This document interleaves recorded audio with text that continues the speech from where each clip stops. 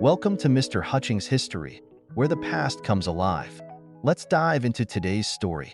Okay, so are you ready to get into some really intense history today? I am. Because we are looking at the social policies of Hitler's Germany and Castro's Cuba. Right.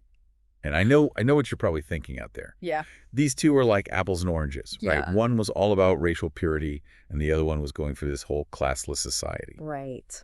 But this deep dive that we are doing today points out some really, really interesting and kind of scary parallels in how they went about reshaping their entire nations. Yeah. And we have expert speaker here to help us unpack it all. Yeah, it's a fascinating comparison, but it's unsettling at the same time. Right. You have Nazi Germany striving for this Volksgemeinschaft, which is kind of a mouthful, but it's this idea of a racially pure national community. Okay. And then on the other hand, you have Castro's Cuba that's aiming for a classless socialist utopia. Right. Totally different goals. Totally different goals, right? But the thing that's so striking is how both regimes looked at things like education and youth and even the role of women as absolutely essential to making these visions a reality. Yeah, it really makes you think about how you can have these wildly different goals, but they can lead to these eerily similar tactics. Right. Exactly. And this podcast episode you sent over does not hold back. No. It gets into like all the nitty-gritty details. Yeah. Like, for example, we've all heard of the Hitler Youth. Yeah, right? that's true. But actually hearing about what they did, the activities, the values they were basically using to mold kids into little Nazis. Yeah. It's disturbing. Yeah, it kind of gets under your skin, right? It does. It really shows you the power of ideology when it's instilled at a young age. Yes. The Hitler Youth and the League of German Girls, those weren't just after-school clubs. Right. They were meticulously designed to teach these kids obedience and to think that the military was the best thing ever. Oh, yeah. And even more disturbingly, to promote this idea of Aryan superiority. Yeah. And it wasn't just extracurricular activities. Right. This episode talks about how the Nazis literally rewrote textbooks to fit their narrative, emphasizing this mythical German past and making entire groups of people sound like the enemy. Wow, so they had their hands in everything. Everything. Wow. Even something like physical education was seen as a way to prepare strong bodies to be future soldiers. It's scary how calculated it all was. It really is. It really is. And it reminds me of that quote from Hitler himself. What was that? He alone who owns the youth gains the future. Oh, yeah. Like he knew what he was doing. Absolutely. It makes you think about today with leaders all over the world who try to control information and education. Right. What are the effects of that in the long run? It's a great question, and it's what makes the comparison to Castro's Cuba so interesting. Okay. Because Hitler was very open and blunt about this whole racial purity thing, but then you have Castro who starts this huge literacy campaign. Okay. On the surface, it sounds great, right? Okay, cool. Who's going to argue with teaching people to read and write and educating the masses? Exactly. And the episode mentions that Cuba actually achieved one of the highest literacy rates in Latin America under Castro. They did. It's a pretty amazing feat when you think about it. Yeah, that is incredible. It is, and this is where things get a little murky. Castro understood that education is a powerful tool to shape ideology. Oh, okay. So yes, they taught people how to read and write, but at the same time, they were weaving this Marxist-Leninist ideology into the curriculum at every level. Oh, wow. So it makes you think, was this really about social progress, or was it about making sure everybody was on board with the revolution? It's like two sides in the same coin. Yeah. On the one hand, you've got this horrifying goal of racial purity. Right. And on the other hand, you've got the goal of a classless utopia. Right. But the method of getting there is scarily similar. Yeah. Controlling education. Absolutely. So what do you think about what's the lasting impact of this kind of approach to a society? I mean, you study this a lot. Yeah, it's fascinating to me how education can be a tool for good, but also for bad. Okay. It can be liberating. It can be controlling. Okay. Take literacy campaigns, for example. Yeah. They can be incredibly empowering, giving people access to information and opportunities they never had before. Right. But as we see with Hitler and Castro, it can also be used to basically brainwash people into a certain worldview and marginalize anyone who disagrees. Right. The long-term effects are complex, but one thing's for sure, when one ideology dominates education, it leaves a mark. Yeah. And it can last for generations. Right. And it impacts their values and beliefs even. Exactly. Wow. It's almost like a blueprint for any dictator out there. Right. Control the information. You control the people. That's right. This episode goes even further, though. It talks about how these regimes viewed women Yeah. and their place in society. It's really interesting. It is, and that's where we see some really fascinating but also disturbing contrasts and some parallels as well. Absolutely. In Nazi Germany, you have this Kinderkriegskirche ideology. What's that mean? It means children, kitchen, church. Oh, okay. And it shows their goal of keeping women in those traditional roles. So basically a huge step back for women's rights. Basically. So what kind of policies did they actually put in place to make this happen? Well, they put in all these financial incentives to encourage marriage and childbirth. So they were basically paying them to have babies. Kind of, yeah.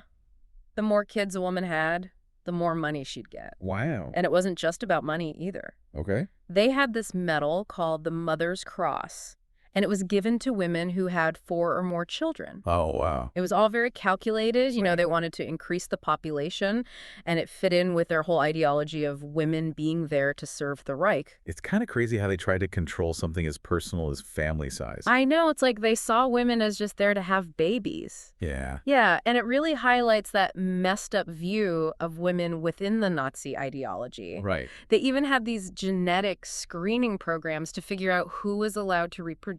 Basically saying you're not in control of your own body. The Aryan race is. And speaking of taking away autonomy, it's interesting how this podcast episode points out how hypocritical it all was. What do you mean? Well, as soon as Germany was getting ready for war, they suddenly needed women to work. Oh, yeah, totally. Their ideology went out the window when it clashed with the realities of war. Yeah. They needed people working in factories and shipyards, and all of a sudden, those ideas about women staying home disappeared. So much for traditional values, right? Right. It just shows how cynical and opportunistic the Nazi regime was. They'd exploit anyone, regardless of gender, to get what they wanted. Exactly. So let's switch gears over to Castro's Cuba. Okay. On the surface, it seems like a totally different story, right? It does. Castro's revolution was all about liberating women, making them equal partners in this new socialist society. Yeah, and in a lot of ways, it was a step forward. Okay. This podcast episode talks about how Cuban women got way better access to things like education, healthcare, and jobs under Castro. But, and this is really important, true equality was still a long way off. Really? I don't get it. Yeah. Weren't women encouraged to work and get involved in politics? They were. This episode even mentions the Federation of Cuban Women. Right. It sounded like they were making some real progress on women's rights. Yeah, they were making progress for sure, but you got to look beyond the surface. What do you mean? Well, women were encouraged to work outside the home. Yeah. But they were still expected to do all the housework and take care of the kids. Oh, so it was like a double burden? Exactly. Work all day and then come home to another full-time job. That's so unfair. It is. There was this disconnect between them saying everyone was equal and what women were actually experiencing. So it's like the idea of having it all wasn't really solved in Cuba. They just kind of reframed it. Exactly. Yeah. And if you look at the types of jobs women were mostly pushed into, Yeah. you see this pattern of them still being stuck in traditional roles. What do you mean? Well, a lot of women ended up in careers like healthcare education and social work, which are all super important jobs. Right. But they're also fields that have always been seen as women's work. I see what you're saying. It suggests that those old stereotypes were still there, even in this supposedly revolutionary society. So even though their methods were different, Germany was trying to force women back into the home, and Cuba was encouraging them to work, but in very specific fields. Right. They both ended up reinforcing traditional gender roles. Yeah. It makes you wonder, is true gender equality even possible in a dictatorship? That's a great question, and one that historians and political scientists are still debating. Right. Authoritarian regimes naturally need a lot of control. Right. And that often clashes with the kind of social change you need for real gender equality. It's a tough nut to crack, for sure. It is. Okay, so we've talked about how these regimes used education, how they reshaped the roles of women, and it's clear that neither Hitler nor Castro were afraid to get their hands dirty to get what they wanted. Yeah. But this podcast episode you sent also goes into another area where both leaders were really strict. Okay. Religion. Ah, yes, religion. Both Hitler and Castro knew how powerful faith was and how it could either help them or hurt them. Yeah. Hitler, even though he looked very religious in public, Mm. actually saw the church as competition. Really? Yeah, he wanted the hearts and minds of the German people, and he saw the church as a rival. Interesting. And Hitler definitely wasn't subtle about it either. Not at all. This episode talks about how the Nazis went after religious groups that wouldn't get in line. Like who? Like the Jehovah's Witnesses. They were considered enemies of the state just because of what they believed. That's awful. It is. And even the Catholic Church, as big and powerful as it was, didn't escape completely unharmed. What happened? Well, in 1933, the Nazis signed this agreement with the Vatican. They basically wanted to neutralize the church's political power. Okay. But things went south pretty quickly. Why?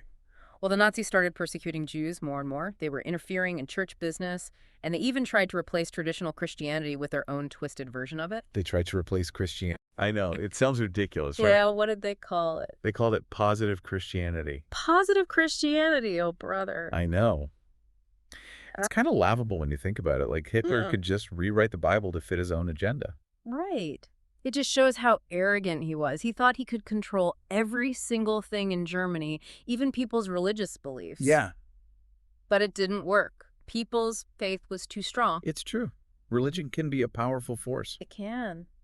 And now if we move on to Castro's Cuba, his approach to religion was a lot more aggressive right from the start. Right. It was a lot less subtle than Hitler's approach. Way less subtle. He didn't even try to pretend like he wanted to coexist with the church. What happened? As soon as the revolution was over, the Catholic Church, which had a lot of power under Batista, became a target. God. Priests were kicked out. Church property was taken away. Religious schools were shut down. Wow. It was like this unspoken rule that you couldn't really practice your religion openly. That's rough. Yeah. And doesn't that kind of go against this whole thing about helping marginalized groups? How so? Well, the church did a lot for those communities, right? Yeah, you're right. It's interesting how revolutionaries can be so focused on tearing down the old system Right. that they sometimes end up hurting the very people they're claiming to help. Yeah, that's a good point. They're so busy fighting against oppression that they become the oppressors in a way. Exactly. It's like that old saying, absolute power corrupts absolutely. Right? And this episode points out that Castro did actually soften his stance on religion later on. Yeah, he did. What changed? Well, when the Soviet Union collapsed, Cuba went through some really tough economic times. Right. And Castro needed to find a way to get people back on his side. Okay. So he turned back to the church. Interesting. So did he suddenly become religious? Not really. It was more like a strategic alliance. Okay. He knew that allowing some religious freedom would make a lot of people happy. Right. Plus, it opened the door for humanitarian aid and made Cuba look better on the world stage. Right. Smart move. It was a win-win for him.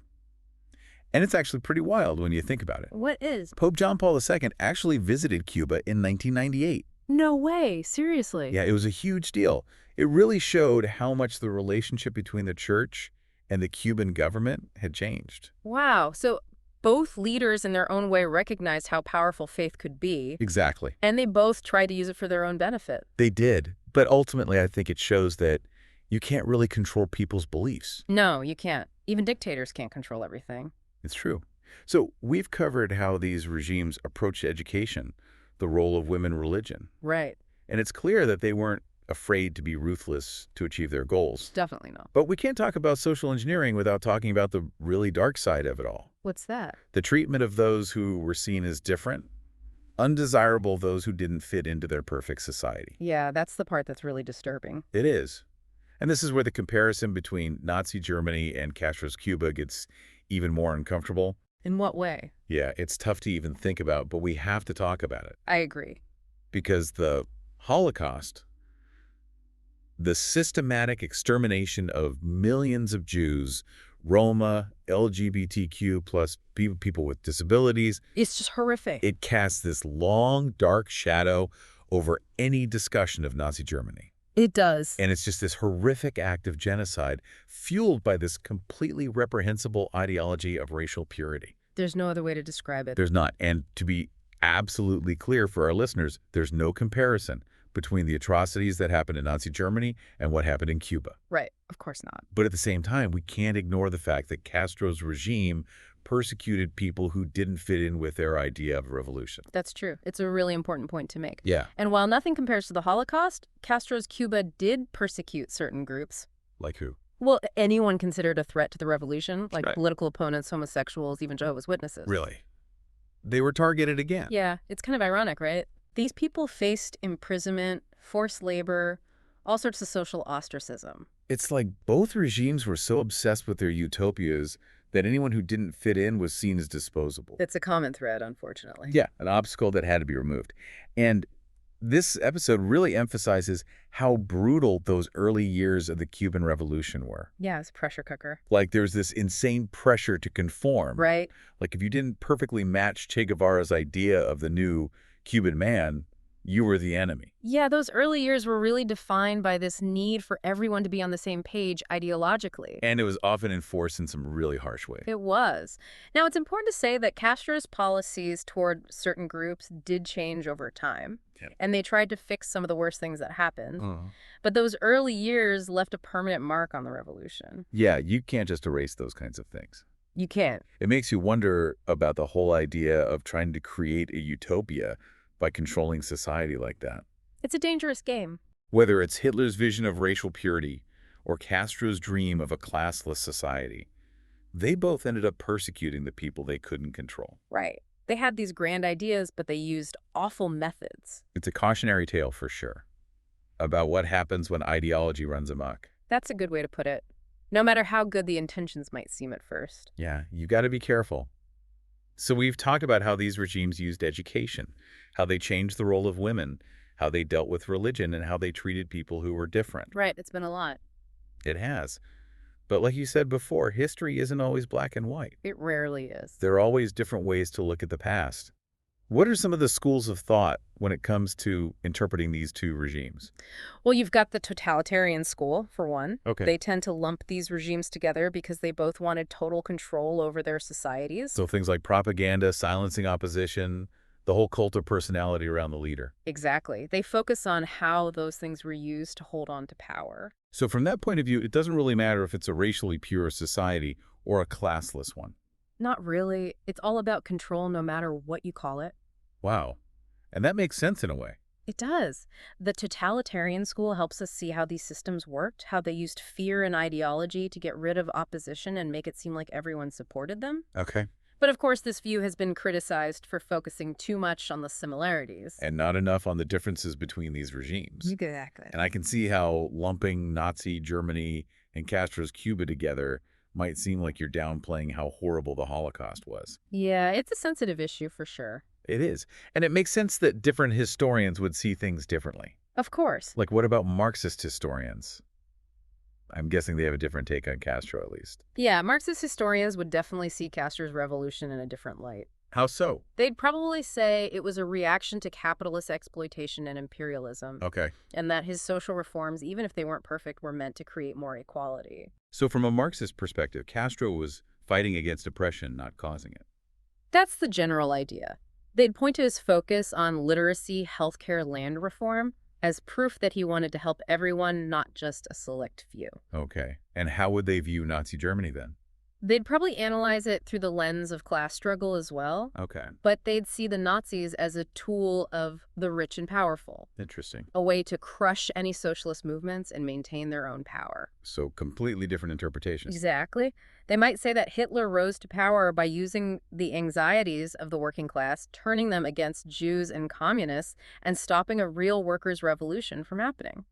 It's amazing how the same events can be viewed in such wildly different ways. It really is. It's like they're looking at two different visions of reality. And that's why it's so important to look at things from different angles. Absolutely. It's not about saying one side is right and the other is wrong. Right. It's about understanding how our beliefs and assumptions shape how we see the past.